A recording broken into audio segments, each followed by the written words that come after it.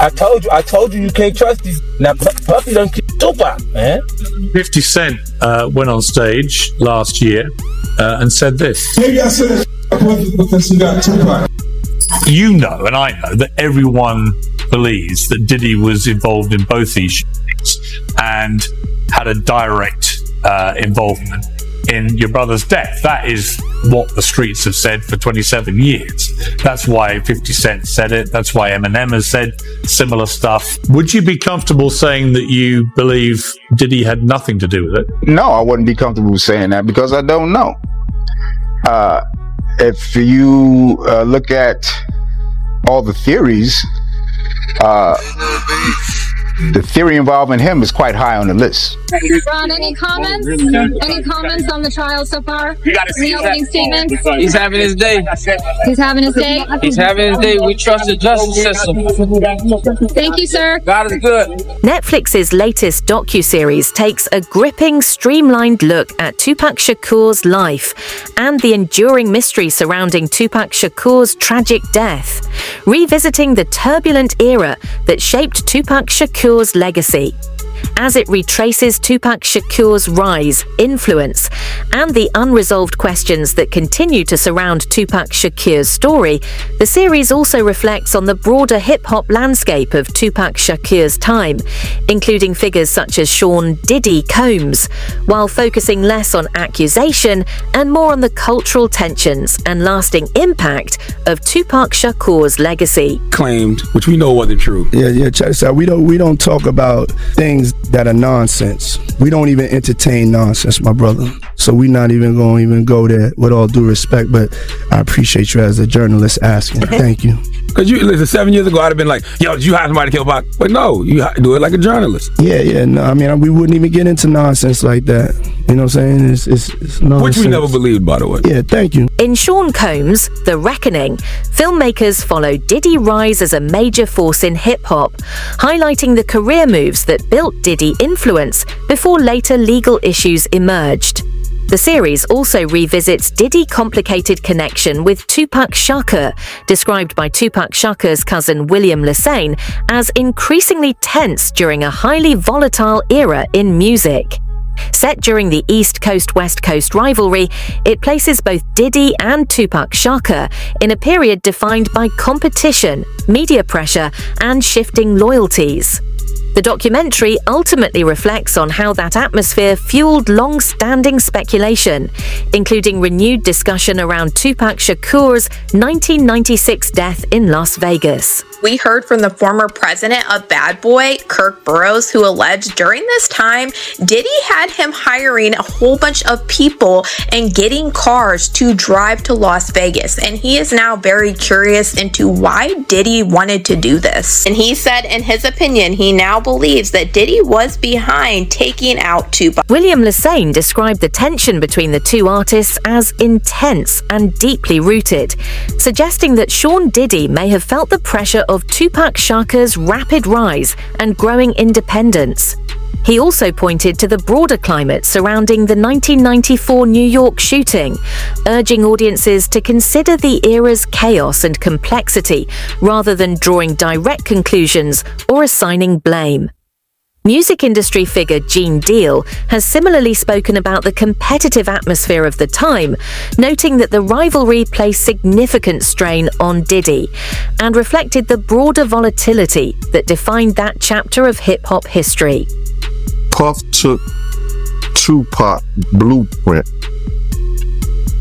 and changed Biggs and Bad Boy in image. I Get Around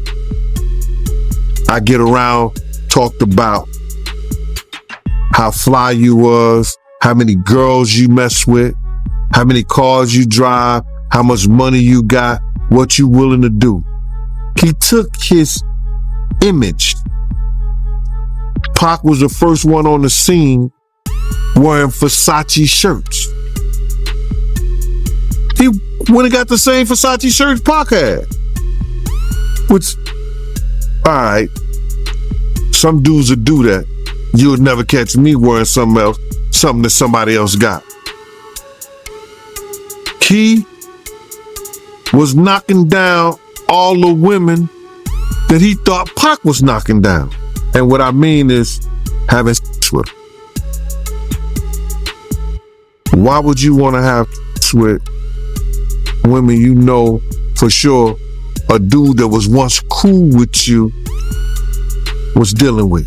Alongside William Lassane's remarks, Tupac Shakur's brother Mopreme has called for continued examination of the circumstances surrounding Tupac Shakur's death, stressing the importance of reviewing every angle with care. He emphasizes a broader look at the environment and the figures tied to that turbulent period, arguing that only a full and balanced assessment can bring clarity to what truly happened. Is saying that you want to see how serious the Vegas PD is going to take this case, because Keefe D is people that he name dropped that you want to see if they're going to investigate. Yeah, absolutely. That's why I'm curious to see how they plan to deal with the case, because he, in his own admissions, mentions other people. You know, are they going to say what happened to these people? Yes, Puffy being one of them. I don't know where that's going to lead, but I do believe there were accomplices. And I don't think all of them have been looked at. So, you know, because over the years, you know, it's a lot of years, you know, amongst the family, we talk, we want to figure it out too. We thinking certain things too. So, you know, we're waiting to see if we can trust this process. I feel like it's bigger because I haven't heard anything about that part of the story from the prosecutor's office. I haven't heard anything about Puffy from the prosecutor's office, even though Keefe D implicates him on these videos that they claim they're using to indict him. Even you got a Crip affiliate from somewhere, but you still not gonna talk about the guy that he mentions by name on the thing. Yeah, I mean, you know,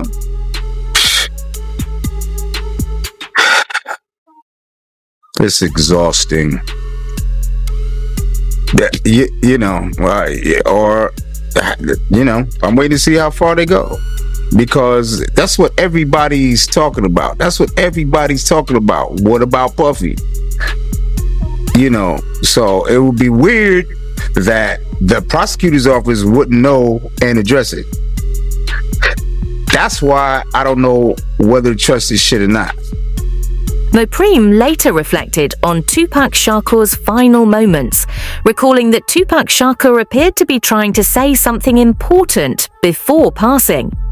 That detail has stayed with him over the years, reinforcing his ongoing desire to better understand the circumstances surrounding Tupac Shakur's death and to seek greater clarity about what happened in those final moments. How was Tupac condition? Because you got so many conflicting stories, right?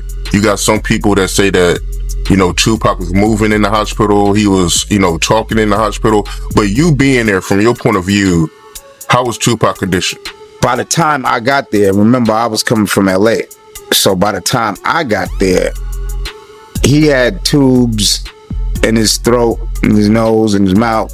So he ain't talked to me, not verbally. He was conscious. He was trying to talk. He did want to talk, but he didn't actually verbalize any words. I always, you know, that's one of my, gonna be one of the biggest mysteries in my life, because he was trying to tell me something. He was trying so hard. He was shaking the bed. He was looking at me, you know, with his big old eyes, you know, and I know he was trying to tell me something, but I don't know. Something else I want to ask you, because I think it would be appropriate before we get off the Vegas thing, last thing, because I know I did an interview with Napoleon, and they all gave me their reasons why Afeni pulled the plug because of his condition, but I mean, it would be more appropriate since you was his brother. Afeni, her decision to pull the plug on him, from your point of view, what made her pull the plug, respectfully? Because he had already flatlined a couple of times. And she didn't want him to keep going through that. I think it was like twice. before she, let him go. And that's reasonable. You know what I mean? When I was, when I found out, I could live with it more, Kirk Burroughs, a former Bad Boy executive, later suggested that the tension between Tupac Shakur and Diddy may have shaped the intensity of that era more than he initially realized. William Lazane also described a growing divide, pointing to increasing competition between Tupac Shakur and Diddy as their careers moved in different directions. He noted that while there may have been early hopes for collaboration, their paths ultimately diverged, adding to the pressure surrounding both artists.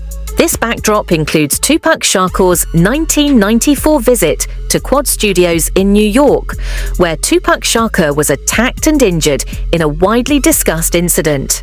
No official findings linked Sean Diddy Combs, Biggie Smalls, or others present to the assault, but the event and Tupac Shakur's later comments have continued to fuel discussion over the years. Puffy was involved in the shooting? Only they can answer that question. I have my own opinion, but I wouldn't slander their name like they did mine. I wouldn't say things that I knew, you know what I mean?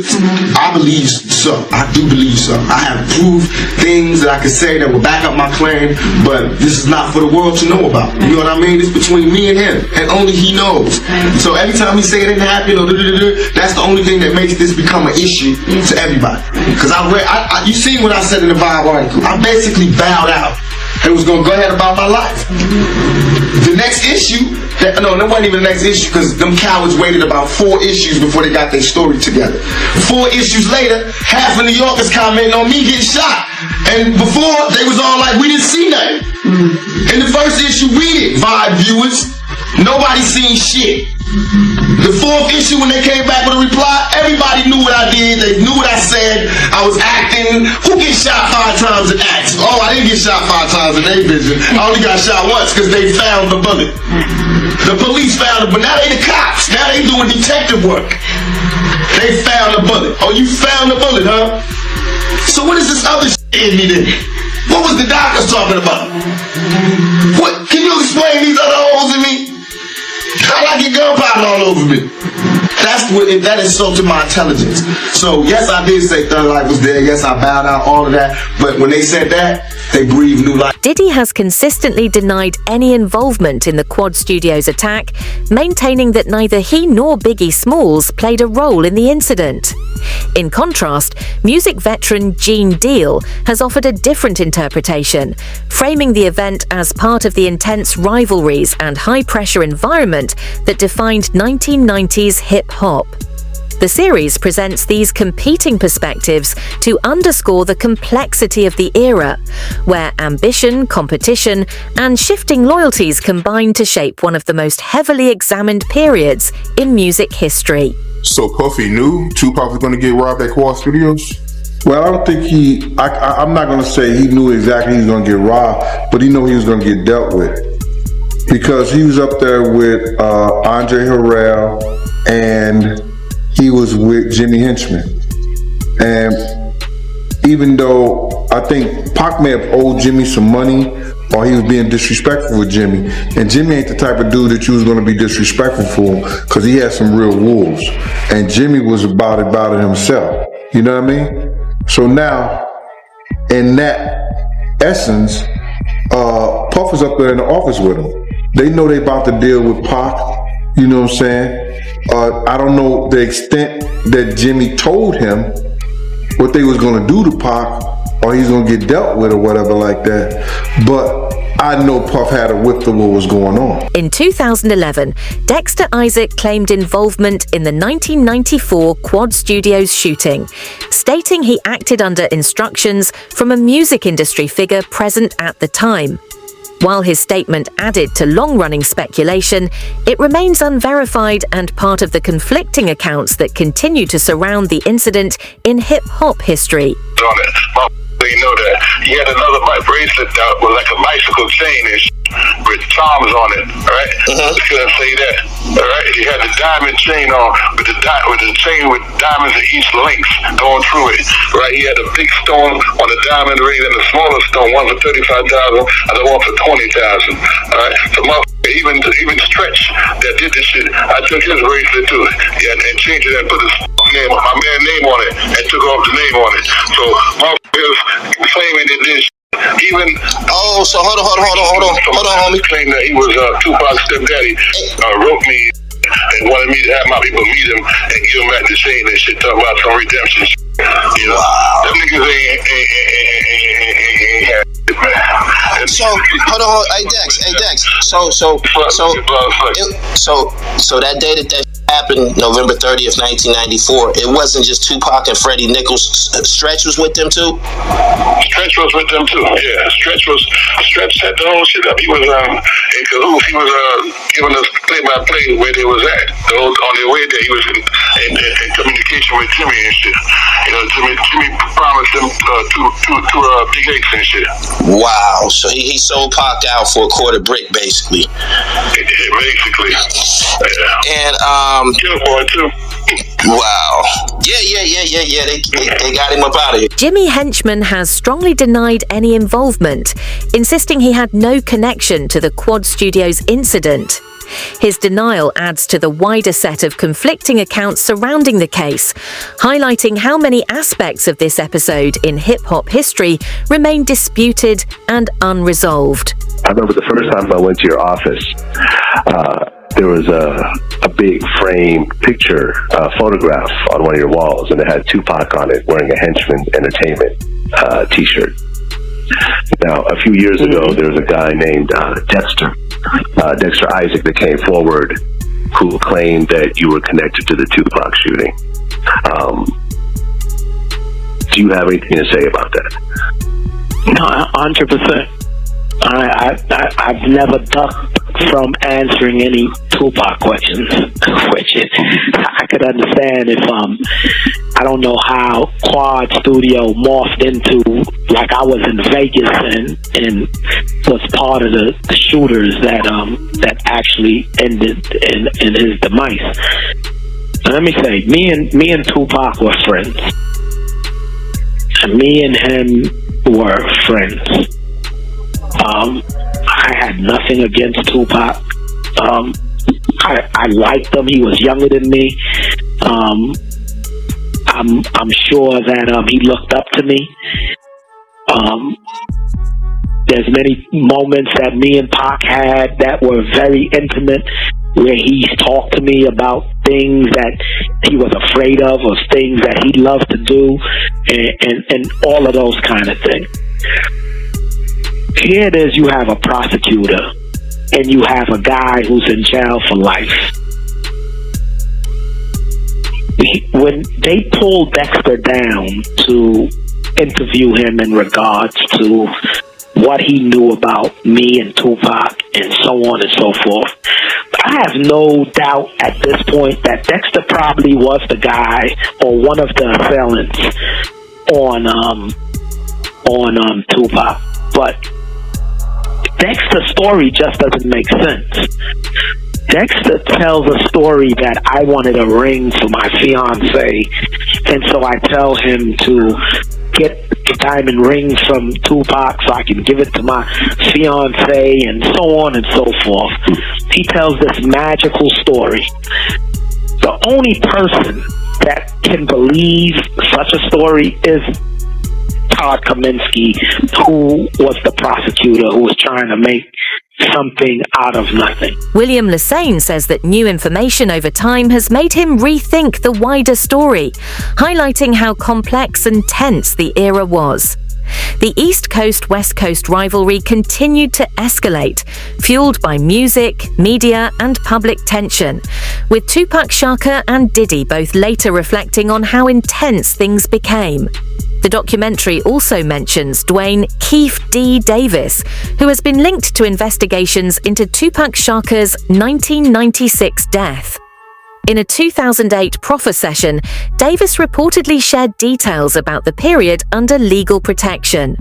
Former detective Greg Kading describes these sessions as offering insight into the pressures and rivalries that shaped that time in hip-hop history. And just to make it clear, man, when Puffy came to LA, you used to give him protection, right? From the Southside Crips because he was scared of Suge Knight. It speaks for itself, my brother. He was playing chess, and I guess we was playing checkers, cuz. So he was really scared of Suge Knight like that, yo?